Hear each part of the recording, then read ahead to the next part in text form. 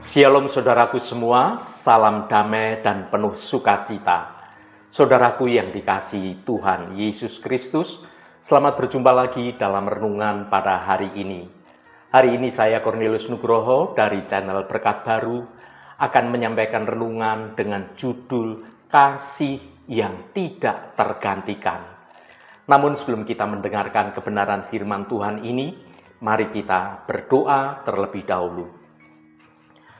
Bapa Surgawi, Bapa dalam nama Tuhan Yesus Kristus, kami bersyukur untuk berkat dan kemurahan-Mu. Hari ini kembali kami datang dalam hadirat-Mu karena kami membutuhkan kebenaran firman-Mu. Tuhan, saat kami merenungkan kasih sebagai dasar dari semua tindakan kami, maka kami mohon agar Engkau membuka mata hati kami untuk lebih memahami kedalaman kasih-Mu. Bantulah kami untuk melihat bagaimana kasih-Mu dinyatakan dalam hidup melalui Yesus Kristus dan bagaimana kami dapat hidup dalam kasih itu setiap hari. Terima kasih Tuhan. Di dalam nama Tuhan Yesus Kristus kami naikkan doa ini ke hadirat-Mu. Haleluya. Amin. Saudaraku yang dikasihi Tuhan, pernahkah Anda merasakan betapa suatu kata-kata yang baik itu atau tindakan yang sederhana itu dapat mengubah hidup seseorang? Atau sebaliknya, bagaimana kata-kata yang menyakitkan dapat meninggalkan luka yang mendalam dalam batin seseorang? Hari ini kita akan membahas tentang kekuatan kasih yang mampu menyembuhkan luka batin, membangun jembatan hubungan dengan sesama, dan membawa kedamaian dalam setiap hidup orang percaya. Mari kita baca 1 Korintus pasal 13 ayat 2. Sekalipun aku mempunyai karunia untuk bernubuat dan aku mengetahui segala rahasia dan memiliki seluruh pengetahuan, dan sekalipun aku memiliki iman yang sempurna untuk memindahkan gunung, tetapi jika aku tidak mempunyai kasih, aku sama sekali tidak berguna. Saudaraku, ayat ini dengan tegas menyatakan bahwa semua karunia rohani, pengetahuan, bahkan iman yang sekuat gunung menjadi tidak berarti tanpa kasih. Kasih bukan hanya pelengkap, tetapi suatu fondasi yang kokoh untuk semua hal lainnya dalam hidup kita. Ada banyak hal dahsyat yang bisa kita lakukan dengan kasih. Yang pertama, kasih yang menyembuhkan. Luka batin, kekecewaan, dan trauma seringkali menghambat hubungan kita dengan sesama. Kasih seperti obat mujarab memiliki kuasa untuk menyembuhkan luka-luka batin tersebut. Ketika kita mengasihi, kita membuka hati untuk memaafkan, memahami, dan menerima orang lain apa adanya. Kasih adalah inti dari ajaran Yesus Kristus. Ia mengajarkan kita untuk mengasihi sesama seperti kita mengasihi diri sendiri. Bahkan mengasihi musuh, orang yang memusuhi kita. Kasih bukanlah sekedar perasaan, tetapi suatu tindakan nyata yang dapat mengubah hidup kita. Ketika kita bersungguh-sungguh mengasihi, rasa takut, kebencian, dan dendam akan menjadi sirna dari hidup kita. Kasih akan menggantikannya dengan penerimaan, pengertian, dan kelembutan hati kita. Yang kedua, kasih membangun jembatan. Perbedaan pendapat, latar belakang, dan pengalaman seringkali menjadi penghalang dalam menjalin hubungan dengan sesama. Kasih berperan sebagai jembatan yang menghubungkan kita dengan orang lain, menjembatani jurang perbedaan dan membangun suatu persatuan. Dalam dunia yang terfragmentasi, yang terpecah-pecah oleh banyak perbedaan, kasih menjadi tali pengikat yang menyatukan kembali. Kasih menjembatani jurang yang tercipta akibat perbedaan latar belakang, keyakinan, budaya, dan status sosial. Kasih membuka pintu komunikasi dan pemahaman yang lebih baik. Melalui kasih kita dapat mendengarkan dengan empati, memahami perspektif orang lain, dan membangun suatu hubungan yang tulus dan sangat mendalam. Dinding-dinding penghalang yang dibangun oleh prasangka, kebencian, dan ketidakpercayaan dapat runtuh karena kasih yang hadir. Kasih mencairkan hati yang keras dan membuka jalan bagi persatuan. Yang ketiga, kasih yang membawa kedamaian. Dunia ini penuh dengan konflik, penuh dengan perselisihan. Kasih menghadirkan suatu kedamaian di tengah kekacauan. Ketika kita mengasihi, kita menciptakan suatu lingkungan yang aman dan nyaman bagi orang lain, sehingga kita dapat hidup berdampingan dengan damai. Ketika kita mengasihi sesama, kita sedang merefleksikan kasih Allah yang sempurna. Kasih Allah yang tidak mengenal batas, tidak membeda-bedakan, dan selalu mengupayakan kebaikan bagi semua ciptaan Tuhan. Dalam lingkungan yang penuh kasih, setiap orang merasa aman untuk menjadi diri sendiri. Tidak ada rasa takut akan penolakan, akan penghakiman, atau kekerasan. Yang keempat, kasih sebagai identitas seorang Kristen. Sebagai pengikut Kristus, kita dipanggil untuk hidup dalam kasih. Kasih adalah ciri khas orang Kristen yang sejati. Dengan mengasihi sesama, kita menjadi saksi hidup kasih Allah bagi dunia ini. Kasih bukanlah sesuatu yang kita tambahkan pada kehidupan kekristenan kita, melainkan sebuah inti dari keberadaan kita sebagai pengikut Kristus. Ketika kita menerima Yesus sebagai Tuhan dan Juru Selamat kita, Roh Kudus yang tinggal di dalam kita memampukan kita untuk mengasihi sesama sebagaimana Kristus telah mengasihi kita. Saudaraku yang terkasih, kasih adalah karakter utama yang harus dimiliki setiap orang percaya. Mengapa demikian? Sebab kasih itu berasal dari Allah, dan setiap orang yang mengasihi lahir dari Allah dan mengenal Allah. Barang siapa tidak mengasihi, ia tidak mengenal Allah, sebab Allah adalah kasih. Rasul Paulus menyatakan bahwa kasih lebih besar dari iman dan pengharapan, lebih mulia dari segala karunia Roh Kudus, sebab kasih itu tidak berkesudahan, kekal untuk selama-lamanya. Dalam bahasa Gerika terdapat 3 macam kasih. Eros, kasih yang didasari oleh hawa nafsu, filio, kasih manusia secara alamiah, dan agape, kasih yang berdasarkan anugerah Tuhan semata.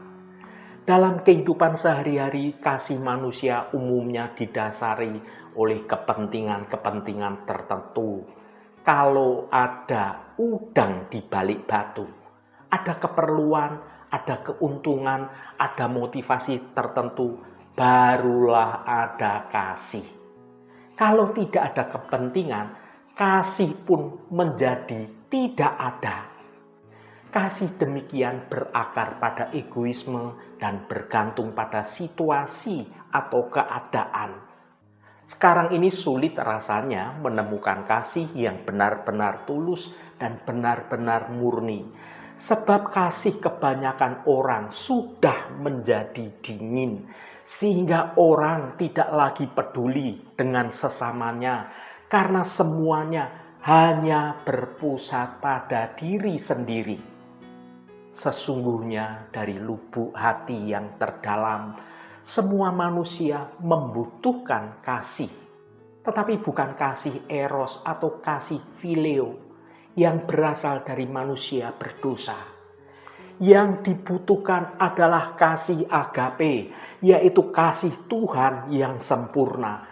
Kasih yang tidak berdasarkan kepada kepentingan sendiri, tidak tergantung pada situasi atau keadaan yang berubah-ubah. Kasih Tuhan inilah yang tidak membedakan rupa, status, atau warna kulit. Kasih yang tidak berubah-ubah oleh keadaan atau situasi. Untuk itulah Yesus rela datang ke dunia dan mati di kayu salib supaya kasih Allah dapat dinyatakan kepada kita dan dicurahkan ke dalam hati kita. Saudaraku yang diberkati Tuhan, dunia ini menawarkan kasih yang palsu, kasih dengan motivasi mencari keuntungan pada diri sendiri atau kepentingan-kepentingan yang sempit. Sesungguhnya, kasih yang sejati hanya dapat ditemukan dalam pribadi Tuhan Yesus Kristus. Mari kita baca Roma pasal 5 ayat 5. Dan pengharapan tidak mengecewakan karena kasih Allah telah dicurahkan di dalam hati kita oleh Roh Kudus yang telah dikaruniakan kepada kita. Saudaraku, ayat ini menegaskan bahwa pengharapan kita tidak sia-sia karena bersumber dari kasih Allah yang telah dicurahkan ke dalam hati kita melalui Roh Kudus. Kasih Allah inilah yang menjadi dasar bagi segala pengharapan kita. Kasih Allah adalah anugerah yang tidak ternilai harganya. Kasih Allah tercermin dalam setiap janji-janji Tuhan yang Ia berikan kepada kita. Janji-janji ini menjadi sumber pengharapan kita di tengah kesulitan dan tantangan hidup yang tidak mudah ini.